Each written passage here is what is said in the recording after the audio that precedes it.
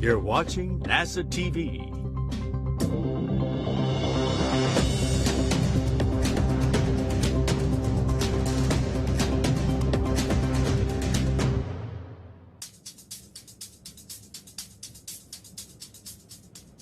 Good afternoon and welcome to NASA's Johnson Space Center in Houston, Texas. I'm Sandra Jones and we're here today to discuss an upcoming spacewalk series outside the International Space Station. 2 spacewalks are scheduled in the month of October on the USOS segment. The first is October 12th. The second is scheduled for October 20th. This will be the 268th and 269th spacewalk in support of International Space Station maintenance, assembly, and upgrades. Today's briefing will address the programmatic and operational significance of the spacewalk, as well as all of the detailed procedures. Our briefers today are Dana Weigel, Deputy Manager for the International Space Station Program, Elias Murmo, Spacewalk Flight Director, Farouk Sabur, U.S. Spacewalk 89 Officer, and Sandy Fletcher, U.S. Spacewalk 90 Officer. We'll first start with some brief initial remarks from our briefers before opening it up for questions. We'll be taking questions on our phone bridge as well as on social media using the hashtag AskNASA. If you're on the phone, please press *1 to submit your question. And again, if you're on social media, use the hashtag AskNASA. So we'll now begin with opening comments from Dana Weigel. Welcome. Thank you very much for tuning in today. We're here to talk about the pair of upcoming spacewalks, the first of which, as you heard, is Thursday, October 12th. The first one will be conducted by NASA astronaut Laurel O'Hara and ESA astronaut Andy Mogensen. We've got a science objective for this EVA where we'll be looking at microorganisms that might exist on the exterior surface of the space station. Bacteria and fungi live in and around humans, and so of course we've got these microorganisms inside the space station as well. And there are some transportation mechanisms that allow for the gas that's inside ISS to move outside, primarily vents that we have for things like life support systems. So we're really curious to understand what microorganisms we might have outside and if any of those are able to survive the harsh environment out in space. The crew will take some samples in a couple different locations and then we'll bring those down to the ground to do the analysis. The crew will also install a high-definition camera which has with it an upgraded wireless access point. That's going to help improve and extend our wireless capability outside of the vehicle. Another unique aspect of the camera task is that we will do another demonstration or test along with it. We'll fly the arm from the ground with an EVA crew member on it. Of course, we have flown the arm from the ground for many years, but in this case, the novel part is having a crew member on the end of it. During the EVA, we'll also have the crew do some fit checks to help us with the future planned upgrade of the alpha magnetic spectrometer. This will be the first spacewalk for both Laurel and Andy. Laurel will be EV1 wearing the red stripes on her suit, and Andy will have the unmarked suit. Our egress is planned around 7:30 a.m. Central Time, and the EVA duration is planned for around 6 hours. The second EVA will be on Friday, October 20th. That EVA will have NASA astronauts Jasmine Mobelli and Laurel O'Hara. On that EVA, we hope to remove and retrieve a failed communications box. That's called the RFG, or radio frequency group. We'd like to bring that box home and refurbish it so we have it available as a future spare in case it's ever needed. The crew will also be replacing one of 12 trundle bearing assemblies. The trundle bearing assemblies help rotate our solar arrays. They're attached to what's called a SARJ. That's the Solar Array Alpha Rotary Joint. We've got a trundle bearing that's starting to degrade, and we need them to operate smoothly so we can easily track our solar arrays as station orbits around the Earth. That will be Jasmine's first EVA. She will be EV1, so she'll be wearing the red stripes for that EVA, and Laura will be EV2 in the unmarked suit. That EVA is planned for about 6.5 hours. You probably heard the great news that Frank Rubio returned last week aboard the Soyuz spacecraft, so he's back home on Earth after completing a record-setting mission. He spent 371 days in space, which is the longest duration mission for a single space flight. So wonderful to have him back home with us. Looking ahead a bit, we've got a Russian EVA on October 25th. That's EVA 61 for the Russians with cosmonaut Kononenko and Chub. And then right around the corner after that, in early November, we've got our SpaceX 29 Dragon cargo mission, which will bring food, supplies, and spares, and a lot of research to ISS. So as usual, it's always busy on board Space Station. We're really looking forward to these upcoming EVAs, and with that, I will hand it to Elias, the lead flight director. Good afternoon. Again, my name is Elias Murmo, and I will be the lead flight director for the second of the two EVAs that we have talked about so far. That's the RFG-2 removal to bring it back inside for refurbishment. Rebecca Wingfield will actually be the flight director lead for the first EVA, which we call the microorganisms EVA. Just going a little bit more into details on the two EVAs, Laurel will actually be the one doing the microorganism swabs. There'll be a caddy. We'll show that in a little bit. While Andy, again, is on the arm replacing one of our high-definition cameras, as Dana mentioned. Again, what's interesting about this operation relative to replacing that camera is we will be doing it on the end of the robotic arm on Space Station, but controlling the arm from the ground. Normally when we do EVAs, any robotic operations that are happening on board are conducted by the crew on board the spacecraft. But again, over many years, we've done a lot of advancements in being able to operate the robotic arm from the ground to do things like science experiments or replacing other pieces of equipment on the outside of the space station. So this is just expanding our operational envelope of being able to, again, operate the arm with a crew member outside. Additionally, by doing this, it actually helps us develop some ops concepts that we can apply to the Gateway program as part of Artemis. Gateway will also have a robotic arm, and some of the tests of operations that we'll be doing as part of this EVA will help us inform the ops concepts for that future program. On the second EVA, the one that I am leading, the RFG-2 as we call it, this is again to retrieve the radio frequency group. We attempted to retrieve this earlier this year, but had issues removing it from a stanchion that's on the outside of Space Station. Unfortunately, we really need to get the RFG off of that stanchion to be able to put it back inside of the airlock, again, to bring it home and refurb it. So teams on the ground have spent many months kind of analyzing why we weren't able to remove it last time. And we have a pretty solid plan that we've practiced and developed with an additional tool that Sandy Fletcher will show us in a little bit to be able to remove that RFG again from the stanchion and bring it inside. Overall, the plans and preparations for the two spacewalks coming up have been going on for many months. But over the past month or so, it's been going into high gear where we've got more development runs in the neutral buoyancy lab to really hone in our procedures and plans. And then the ground flight control teams have all been practicing in simulations to look at the various contingencies to be ready on those spacewalk days to support the crew. And then additionally, the crew on board, Andy, Laurel, and Jaws, who we talked to this morning, are all studying their procedures and plans and are ready to go out the door next week. So really, we're on what we call the road to EVA. It's a very busy time getting ready for the two spacewalks over the next couple of weeks. And with that, I'll hand it over to Farouk, who is the lead EVA officer for the first spacewalk. Thank you. And so for the microorganisms EVA, really this is kind of 3 EVAs in a single EVA.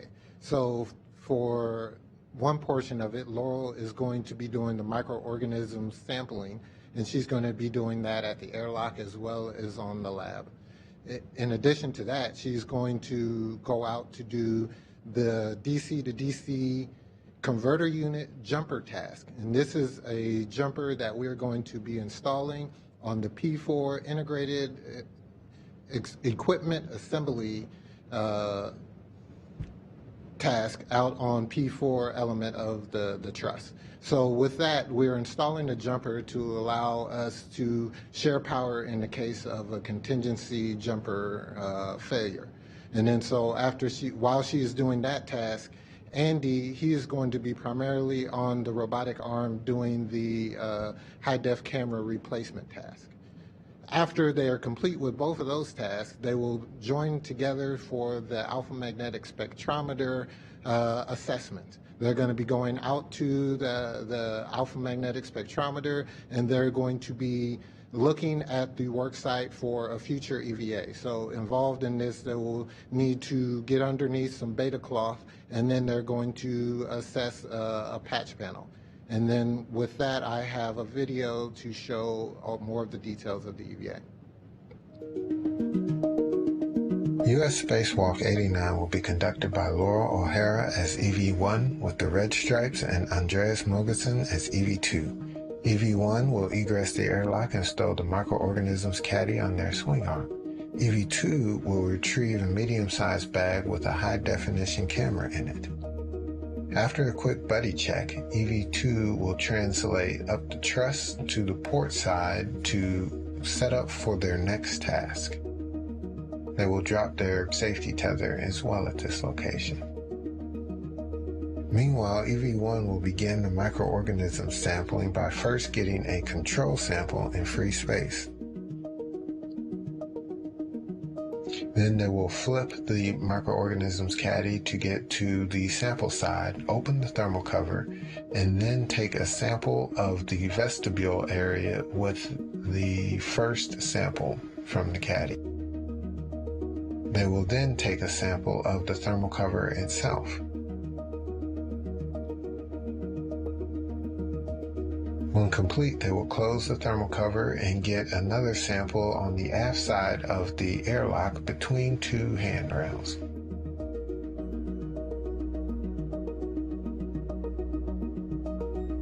Once complete, EV-1 will translate to the aft nadir portion of the lab to get a sample of the carbon dioxide removal assembly vent. This will be the first of 3 vent sample locations on the lab. EV-1 will then translate ISS forward on the lab to the port side to get a sample from the oxygen generation assembly vent.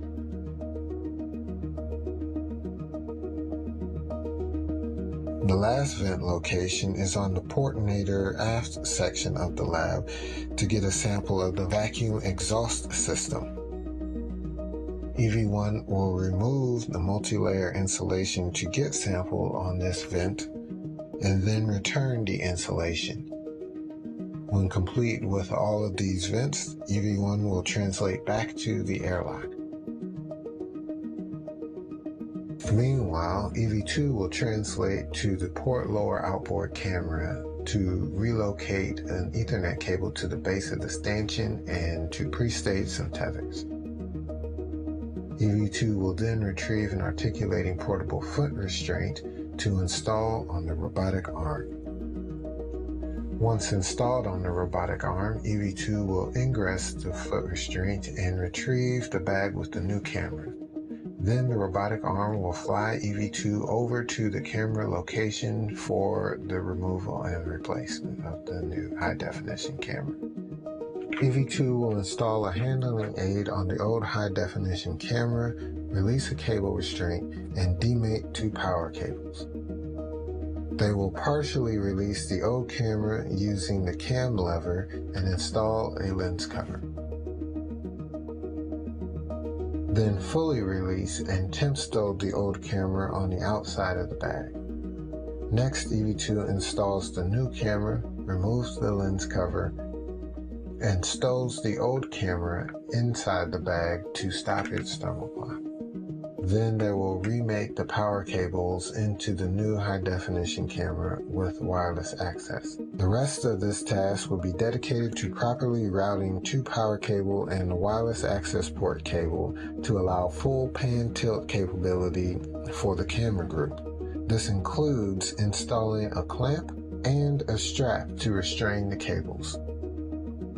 Lastly, EV-2 will maneuver to the base of the camera stanchion to mate the high-definition wireless access port cable to the Ethernet cable previously relocated.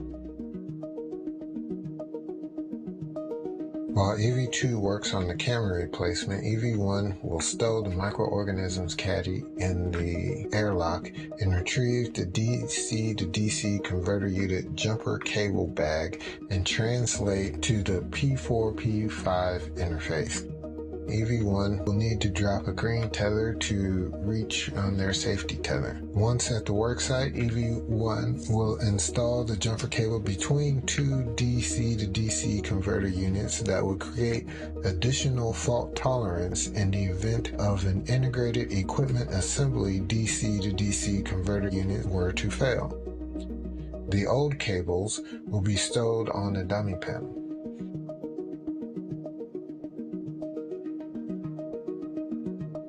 When complete, EV1 will check with EV2 to see if they need any help with the camera replacement, and then move back to the airlock.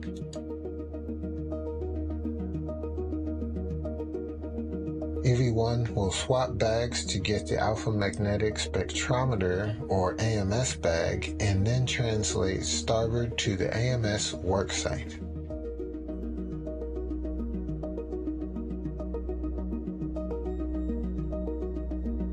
They will stow the bag on the AMS handrail and then work to relocate a cable that is in the way of the ingress location on the truss. EV2 will be flying on the robotic arm back to the egress position. They will egress and clean up the robotic arm, including stowing the portable foot restraint and translating back to the airlock after they retrieve their bag. They will stow the old high-definition camera and then translate out to the alpha magnetic spectrometer worksite with EV1.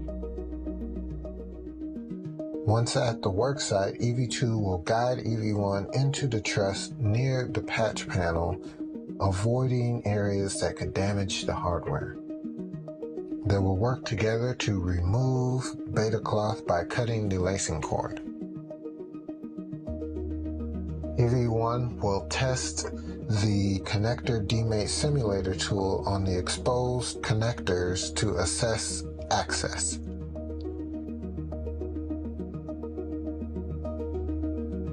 Then the two crew will carefully swap positions to allow EV2 to access with the tool at the patch panel location. Again, being careful not to touch any harmful areas. When complete, they will take closeout photos of the patch panel and re-secure the beta cloth. Then EV2 will egress the truss element, and EV1 will retrieve the crew lock bag, and both crew members will translate back to the airlock. And that will successfully conclude U.S. Spacewalk 89. And yes, and I actually have a few show and tell items here. Can we get the image, please? So here is a hi-fi photo of the microorganisms caddy. You can see it has sample canisters on both sides. On the two sample side, this is our control side. So one of those canisters we are never touching, never opening, and that will remain the control. There is a second sample on the two side that we will open and wave in free space as a secondary control in free space. And then once complete, our samples that we're taking on locations at the airlock and on the lab are going to be on the sixth sample side. Now I have some hi-fi hardware to show you. So the canisters look like this, and they are sealed inside so that they are safe from anything in the environment until they are opened. Here we have the handle. These are modified old shuttle tools that have been used for this purpose. So on the handle, you stick it into the caddy end effector, and then you can just press the locking lever and rotate, and then pull the sample out. like this. And this will show you on the end of it, it's a standard COTS example of a swab that we will be using for each of the sample locations. And then so we have to be very careful that this swab doesn't touch any inadvertent areas because that could invalidate the science. And then once complete, you very carefully put this back in here and then rotate it to the locked position. And then to remove the handle, you slide this down to reveal two levers, press them, and you can pull the handle off. So the other piece of hardware that I have here is for the alpha magnetic spectrometer evaluation that we're doing. So on the future EVA, one of the assessments that the team is very interested in is they want to use some of these cable locations for various future needs. But they need to know what kind of access they have to these various cables on this particular patch panel. So they created this DMate tool that they plan to use in the future, and this is just a simulator tool. So they want to see if they can need any modifications to the tool in order to access any of the samples. So how you use the simulator tool is they're going to stick it over the cable, careful not to inadvertently demate, because we don't want to demate any of these cables on our EVA, to see if they have access. And they will do this same operation with 12 different connectors to see what their access looks like. In the future EVA, they will choose the 3 best cable locations to see how they can reintegrate signals and information. And that is all I have for the microorganisms EVA, and I will hand it over to Sandy. Thank you, Frank. Good afternoon. So I'll talk to the radio frequency group, or RFG EVA, retrieve number 2. What we're doing is really 2 EVAs. Farouk has 3 in 1. I have 2 in 1. First half of the EVA, we're going out to the port side of the International Space Station. The primary task out there is to do the remove and replace of the trundle bearing assembly. Laurel will be doing that task. Meanwhile, Jasmine will be doing a number of other tasks. One primary task is removal of an H fixture. This is an attachment to the beta gimbal assembly. We need that H fixture removed so we can install an ISS rollout solar array later in a future EVA. She's going to also do a cable adjustment so that we have free movement on one of the camera ports outboard on the station. Then once we're done with the port side task, we'll actually come close to the airlock. We'll be on an external stowage platform, and we'll be doing a second attempt at removing the RFG from its stanchion. So we've done quite a bit of work. We understand what the primary cause of the RFG not being removed. There are 5 aft wedge clamps that are holding the box onto the stanchion. And we will show you a video and describe the EVA, and then I'll come back and show you the tool that's been designed. This is the second radio frequency group retrieval EVA. EV1 and EV2 egress the airlock and proceed to the forward face of the truss. Heading port, the crew put down safety tether green hooks and continue outboard of the solar array rotating joint.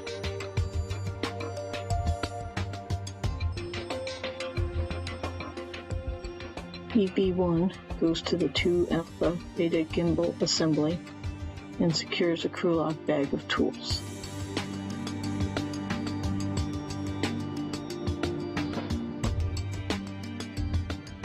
Using the pistol grip tool, EV1 releases 4 bolts on the H fixture and then removes it.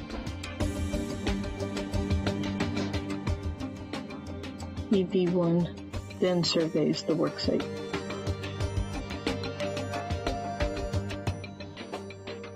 Meanwhile, EV2 goes to the solar array rotating joint and removes a cover, exposing a trundle bearing assembly.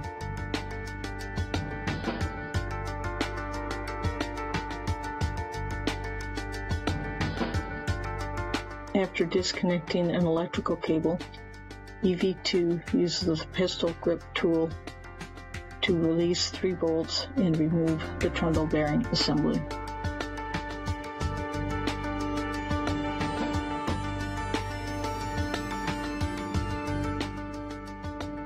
EV2 photographs the surface, then applies lubricant to the rotating ring using a grease gun.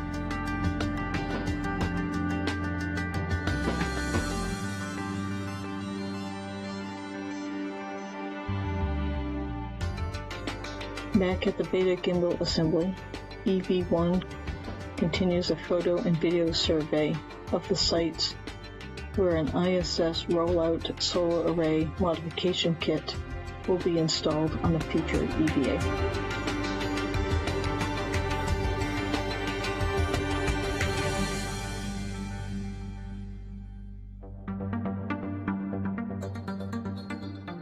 EV1 returns inboard to the camera port 8 worksite to adjust a cable interfering with movement of the camera light assembly.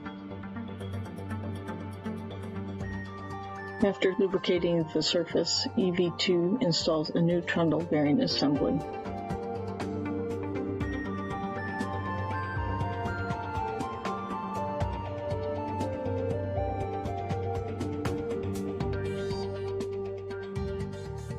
EV2 then certifies the worksite. EV2 surveys the worksite before replacing the cover.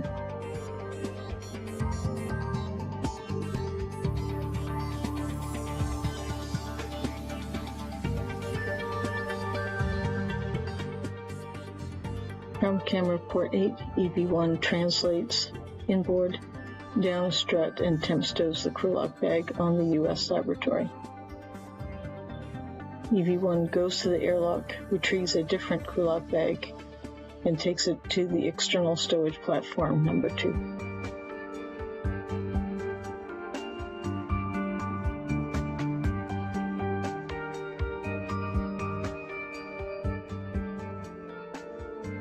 EV1 retrieves a portable foot restraint and installs it on the robotic arm.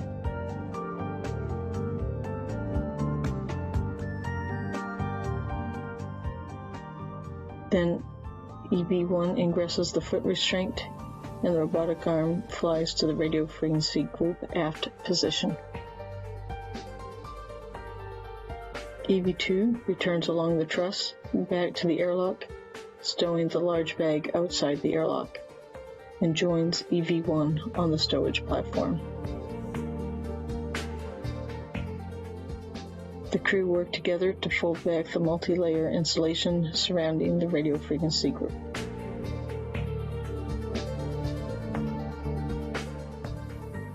At the aft wedge clamps, the crew remove any rubber covering the clamp nuts using needle nose pliers.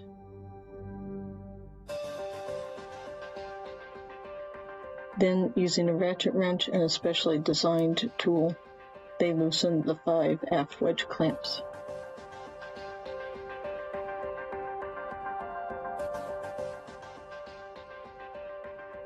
EV1 is then flown to the forward face of the radio frequency group, releases 4 structural bolts, then removes it from the stanchion.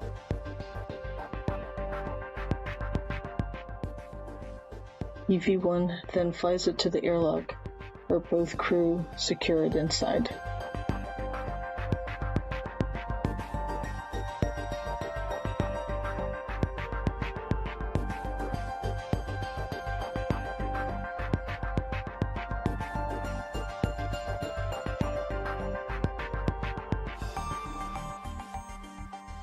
Back at the stowage platform, EV1 egresses the arm, removes the foot restraint, and retrieves the earlier temporarily stowed tool bag. EV2 secures the covering over the stanchion.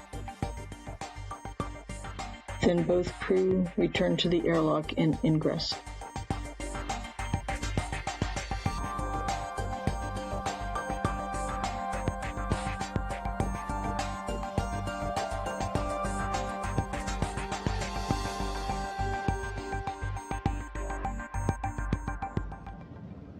So this is our specially designed RFG wrench. You'll see it's got a fairly large handle. This is to enable a pressurized EMU glove to go over. We've always got a tether point so we don't lose tools during an EVA. What's unique about this is that the wrench part of it is actually very thin, and that's because our access point to the bolt is not compatible with our usual EVA tools.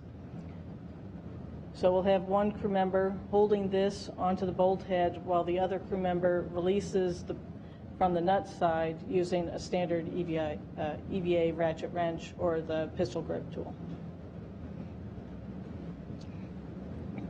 So with that, that concludes my part of the presentation. I'll hand it back to Sandra. Thank you, and thank you to our briefers for those initial remarks. We will now open it up for questions. As a reminder, if you're on our phone bridge, you can press *1 to submit a question. If you do find your question has already been asked and answered, you can press *2 to remove it. When you are called upon, please state your name, affiliation, and to whom you'd like your question to be directed to.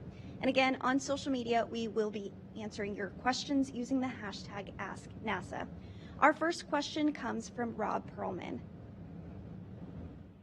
Hi, thank you. I have a couple of questions regarding EVA 89. With regards to collecting the microorganism samples, do any special precautions need to be taken before the EVA to clean Laurel's suit, or just the control samples compensate for that? And with regards to Andy riding on the end of the arm being controlled from the ground, are there any additional risks involved in that? What happens in the case of a comm dropout? So yeah, I think I could take both of those. In terms of the vents and where the swab locations are for Laurel, these are all just gases inside of Space Station that are going outside, so there's really no concerns to the contamination on the suit and no real additional precautions that we have to take relative to there. We've looked at all of the possible things that are coming out of those vents, and there's no concerns for her suit. In terms of the second question, for the end of the arm operations robotically, during the entire EVA, Jasmine will actually be a standby on-board robotic operator. So that's how we're mitigating any concerns of a comm dropout during the spacewalk. And we have worked with the crew extensively to make sure that they're ready to take over, again, in case there's any unexpected issues. And we have contingency plans for that. So from a safety perspective, no concerns. We've mitigated the risks relative to comm dropouts. Thank you, Elias. Our next question comes from Facebook. ARMDC wants to know, what is the temperature at this height during a spacewalk? Let's see. I can take that one. The external environment around Space Station ranges from -250 Fahrenheit to +250 Fahrenheit. And of course, we get day-night cycles multiple times throughout an EVA, so pretty large swings. Thanks, Dana. We'll take another question from the phone bridge. This one is from Mark Carreau. Yes, thank you. This is Mark Carreau from the Houston Chronicle, and I just wanted, I have two questions. The first one has to do with the robot arm ops. Are they going to be from the ground for both spacewalks or just the first one?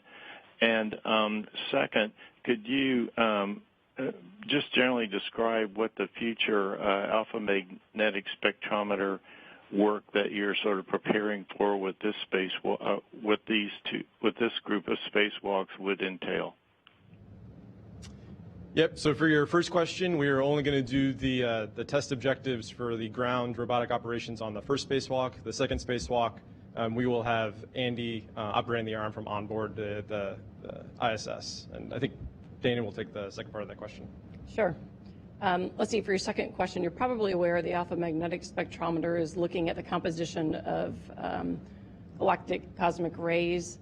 The goal with the upgrade is to be able to get more data, so more data throughput and higher accuracy. And so the terms they use with the AMS is instrumentation layers, is the terminology they use. The goal is to build and install a new outer layer and upper layer, which again will give us more data throughput, and also higher accuracy. And so there's a series of EVA tasks. This early one is really going to help, as Farouk mentioned, to understand what cabling connections could be used to help connect this future upgrade. And so that's going to inform some of the design solutions in the future. And then there's a series of EVAs to actually install the tracker and to address some of the challenges that come along with heat rejection once we install that. So those are some of the future EVAs. Thank you. We do have a couple more social media questions, but if you are a reporter on the phone bridge, please press *1 to go ahead and get that question submitted. So our next question comes from Madhausen on Facebook, who wants to know, how do we get such good quality pictures while space station is orbiting the Earth so quickly? Do you want me to try that one? So I think, the pictures that we're having on board the space station, really, we've got a bunch of really nice cameras, and then we've got the cupola window. So from inside of the space station, our astronauts obviously can take amazing photos of our amazing planet. And then outside, when we do spacewalks, they take cameras, similar cameras that are just wrapped in a lot of insulation and protected from the extremities that Dana had mentioned when we're outside the space station, again, to take photos while they're on those spacewalks. Additionally, we've talked about the high-definition camera that we're replacing and upgrading on the outside of space station. So we actually have a collection of high-definition cameras that are constantly streaming to the ground when when we have a signal with the space station that, again, provides just amazing views, really breathtaking views of Earth. Thank you, Elias. Yes, those photos are gorgeous. Be sure to follow us on social media so that you can see those photos during and after the spacewalk. We do have another question on the phone from Marcia Smith. Thanks so much. This is Marcia Smith from SpacePolicyOnline.com, and I have two questions. The first one, is this the first time you're collecting microorganisms from the outside of the space station? And if so, what is it about the space station right now, 23 years into its life, that you want to do this? And if not, what have previous studies shown? And then separately, I'm curious, Elias mentioned about how putting Andy on the end of the arm and controlling it from the ground was somehow related to gateway operations in the future. And could you just explain that again? All right, I'll take your first question. The Russians have actually done the most work in the area with microorganisms outside space station. If memory serves, something on the order of maybe 6 or 7 different experiments. I'd have to go and check the actual number. So they have a lot of results, and they've been studying this for a while. There are a lot of publications that are already out there, and so, of course, that's piqued our interest, and we're trying to also understand, based on the extensive knowledge we have of our environment inside, we're curious what may actually move outside with us and what might survive. Part of it's just basic biological curiosity about what can survive in this anaerobic, harsh environment. But the other part of it does have applications to future exploration and just understanding what types of interactions we might have with environments or future planets, for example, and things that we could end up bringing with us. And then for the second part of your question, how does this apply to the Gateway program? So I think everyone's familiar. We have a Gateway program currently in development. We're in requirements. We are designing this space station around the moon that will enable us to be a staging point for our lunar lander and Artemis programs to go to the South Pole. That will have a robotic arm similar to what the ISS has currently. And really, this new operation of having the ground control of the arm on board the space station is just a different way to interface through software and applications that may look more similar to what Gateway is doing. So really, this is just providing another way for us to operate the arm from the ground during a spacewalk, which will help inform those requirements and ops concept development that's going on with our Gateway program. Thank you. And we do have another social media question. Speen Reese on Facebook wants to know if astronauts are exposed to more radiation while on a spacewalk than while inside the International Space Station. Okay, I can take that one. They are exposed to a bit more radiation when they're outside doing a spacewalk. Of course, the suit does offer some protections, but inside space station, we have a lot of dense metallic equipment, which is a great barrier to radiation. The way our modules are designed, the equipment is located on the outer portions of the modules, and that helps offer additional protections to the crew from the radiation environment. Thank you, Dana. We do have another media question from Robert Perlman. Again, about EVA 89. About 16 minutes after Andy and Laurel exit or begin the spacewalk, the psych launch is scheduled. Do you know if the space station is going to be, at this point, do you know if the space station is going to be within view of Florida and whether they might have an opportunity to see the launch while on the EVA? Yes, I don't actually have that answer, but we can get back to you and see if the space station will be in view of Cape Canaveral during that launch. But good question. Thanks, Robert. We'll follow up with you on that one. Good question. So that is actually all of the social media questions that we have for today, as well as all of the questions that reporters submitted online. So thank you all so much for joining us for today's briefing, and thank you to our briefers for being here as well. I do hope that you'll tune into NASA TV to watch the series of spacewalks. The first spacewalk on October 12th is scheduled to begin at 10 a.m. Eastern and last about 6 hours. NASA TV coverage will begin at 8:30 a.m. Eastern for the first spacewalk. And the second spacewalk on October 20th will begin at 7:30 a.m. Eastern and last approximately 6.5 hours. NASA TV coverage will begin at 6 a.m. Eastern for that spacewalk. So thanks again for joining us. That will wrap up today's briefing.